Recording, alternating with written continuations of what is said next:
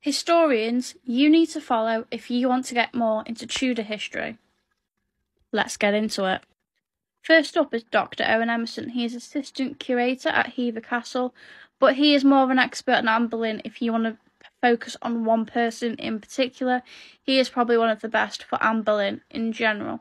He has co-authored 3 books, Becoming Anne, Catherine and Anne, Queen's Mother's Rivals, and The Boleyns of Hever Castle. He's a really genuine fellow, and he tries to answer as many questions as possible on Twitter or Instagram, and he's even got an email on his blog if you want to speak to him in private. He's a really nice man. I've spoken to him a few times, and he has helped a lot trying to make research and make a career out of Tudor history. Next up is Alison Weir. She is a Tudor historian, and she's been around since the 90s off the top of my head. She writes non-fiction and historical fiction. She has written in the last 10 years the 6 Queens series, which is from the perspective of Henry VIII's wives, each book focusing on each of his wives. And this year coming out is a book from Henry VIII's perspective as well. Now these aren't fact, but they are based on fact, and she tries to stick to the fact as much as possible. But she does leave a lot of sources in her work, and that is good. But one of her best books, I personally think, is Anne Boleyn, Lady in the Tower. It's about the final days of Anne Boleyn, and it is one of the most harrowing books I have read. She goes into so much detail, and she explains how awful it must have been for Anne Boleyn at the time. But she also writes a lot of other books. She's written a lot on Richard III, and I know that isn't strictly Tudor, but she had written quite a lot of books, and she's gone even earlier. And she's currently wrote a non-fiction series on queens throughout England. I've got all of them, and they are fantastic, but they are also good if you want to kind of step away from Tudor history and look at the queens throughout history.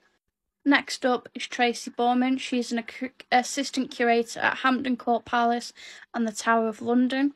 She has done a lot of documentaries, for example, Inside the Tower of London. She has written a lot on the servants of Henry VIII, for example, Thomas Cromwell and Henry VIII himself. She goes quite a lot into the psychology of what Henry VIII would have been like, but she also does touch on his wives sometimes.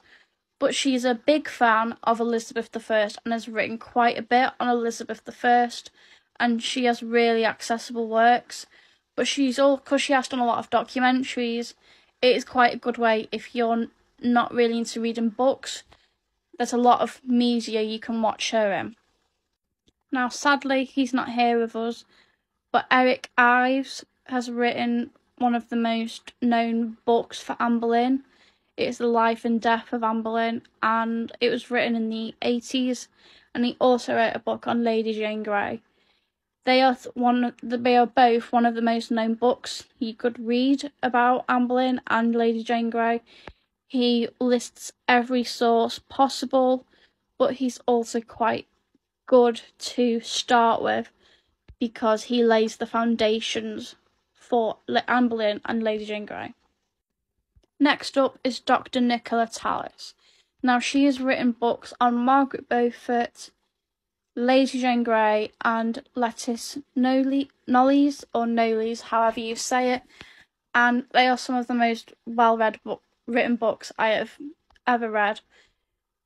I didn't know much about Margaret Beaufort, and because of media, I just kind of saw her as this scheming woman. Now, I know you shouldn't believe everything you see on media, but you kind of get that image in your head, and that's it.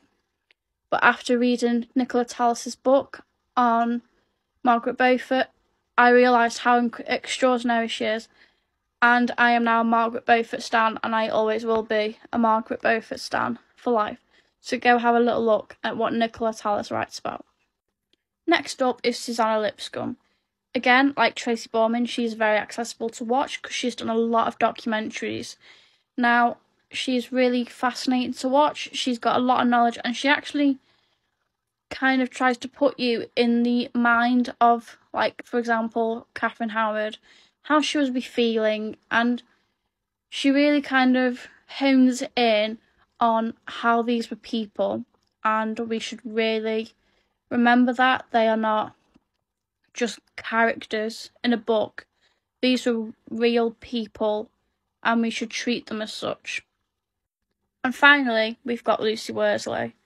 Again, like Tracy Borman and Susanna Lipscomb, she has done a lot of documentaries, and she has written a lot of books spanning from the Tudor era to the Georgian period to Queen Victoria to currently Agatha Christie. She has covered a wide spectrum, and she also works at Hampton Court Palace.